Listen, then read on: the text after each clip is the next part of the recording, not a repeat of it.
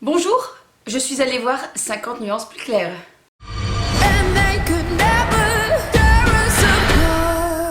Tout d'abord, bref rappel de cette trilogie.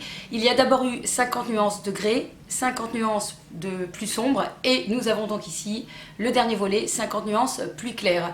C'est une trilogie de l'auteur britannique Erika Leonard James et qui a été publiée en 2010. Il faut savoir aussi qu'il y a quand même eu 125 millions d'exemplaires pour 50 nuances, donc quand même, c'est pas n'importe quoi.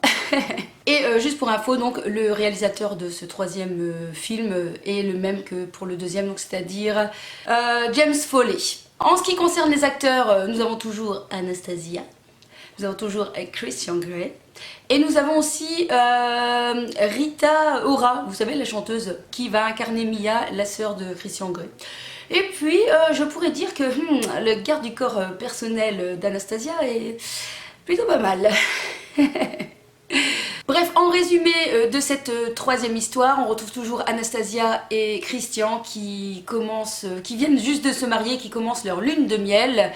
Mais voilà, c'est sans compter l'arrivée du méchant qui vient perturber le couple et qui va donner à cette trilogie un air un petit peu plus dramatique que les deux épisodes précédents. Et j'ai envie de dire, ceci n'était pas pour me déplaire. Alors je m'étais dit, cette année je me prépare avant d'aller voir le film, puisque tous les échos que j'avais entendus pour les deux précédents, c'était que c'était vraiment mais nettement moins bien que le livre c'est vraiment super.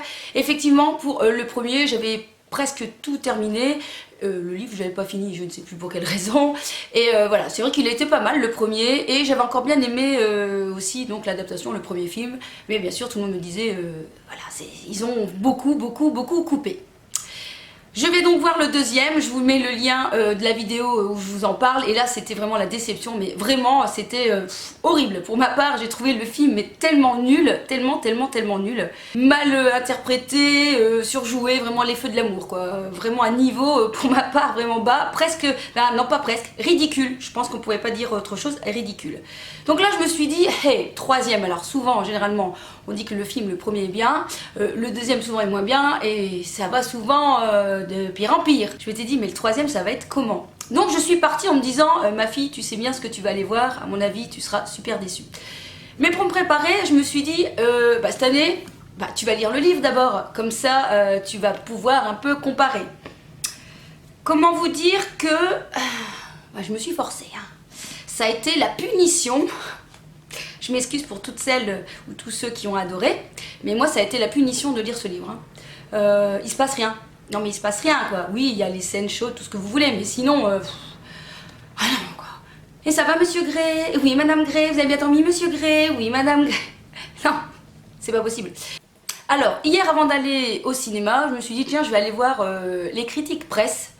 Je suis allée donc sur le site Allociné pour regarder un petit peu et il y avait quelques anecdotes qui étaient assez sympas, donc j'avais envie de vous partager les critiques de la presse. Alors sachez aussi que très peu de journalistes ont eu l'opportunité de voir en avant-première le film. Je me suis posé la question du pourquoi. Direct Matin nous dit: cette conclusion se double d'une intrigue de thriller pour en amplifier l'attention. La romance n'est pas mise de côté pour autant. Alors effectivement, c'est ça qui était sympa dans cette troisième opus, c'est qu'il y a un soupçon de drame et d'intrigue tout le long du film. Ce n'est pas axé que sur le couple Anastasia et Christian.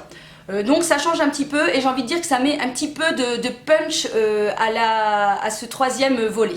Alors LCI m'a bien fait rire avec son commentaire. Le dernier chapitre de la torride saga signée E.L. James nous a fait le même effet qu'un coup de fouet de Christian Grey sur le fessier d'Anna. Douloureux par moments, mais pas déplaisant. Effectivement, il y a des moments où j'ai trouvé un peu ridicule, etc.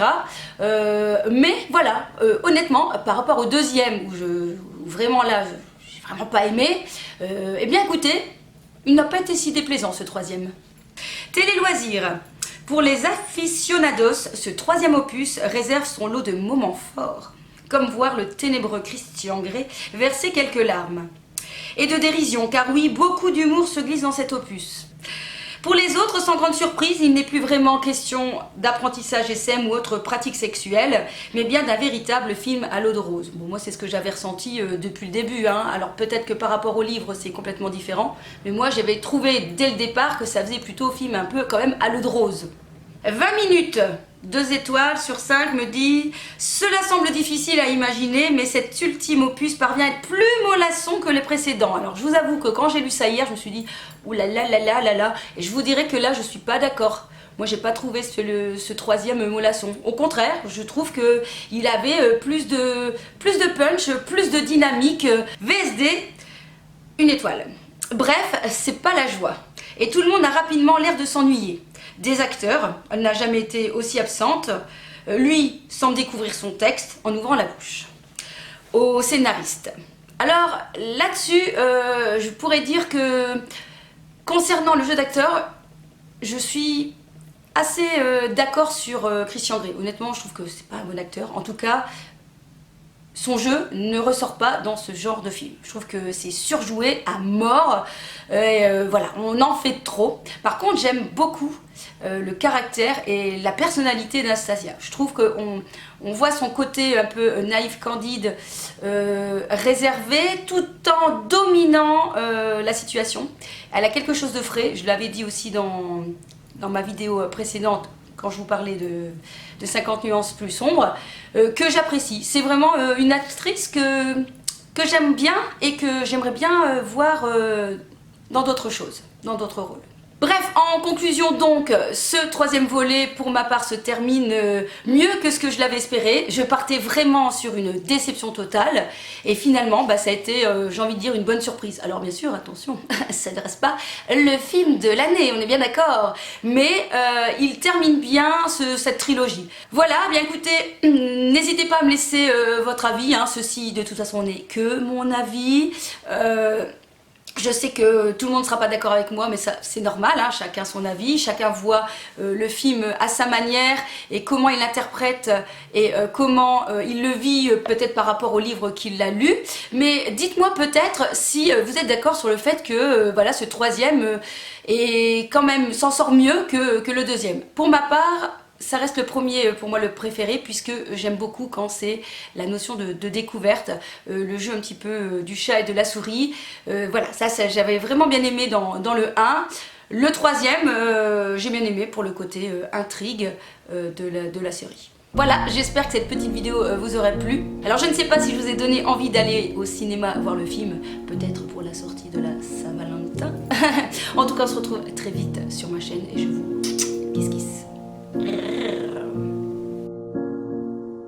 I look and stare so deep in your eyes.